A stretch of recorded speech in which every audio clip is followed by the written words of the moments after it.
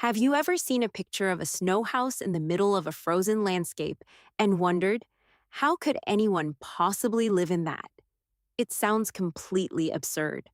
If the outside world is covered in ice and the house itself is made of snow, shouldn't it be just as cold on the inside? Yet for centuries, people living in some of the coldest places on Earth have used these shelters to survive brutal winters. So what's the secret? How can a house made of snow actually help keep people warm? Welcome back. Today we're exploring one of the most fascinating survival tricks ever discovered. The Arctic is one of the harshest environments on the planet. During winter, temperatures can drop far below freezing, and strong winds make the cold feel even worse. In conditions like these, finding shelter isn't just important, it's a matter of survival. But there's a problem. In many Arctic regions, traditional building materials such as wood, bricks, or stone are extremely limited.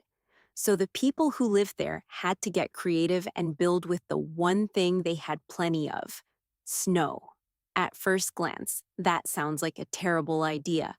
After all, snow is cold. So how can a snow structure protect you from the cold? The answer lies in something surprising: air. To understand this, think about a winter jacket. The jacket itself doesn't create heat. Instead, it traps tiny pockets of air around your body. Since air is a poor conductor of heat, it slows down the loss of body warmth. Snow works in a very similar way. Fresh, compact snow contains countless tiny air pockets trapped between ice crystals. These pockets act as insulation, making it much harder for heat to escape. That means when people sit inside a properly built snow shelter, their body heat begins to warm the air inside. Because the walls slow down heat loss, the interior can become much warmer than the freezing temperatures outside. But that's not the only clever part. Traditional snow shelters are often built with a dome shape. This design is incredibly strong and helps distribute weight evenly.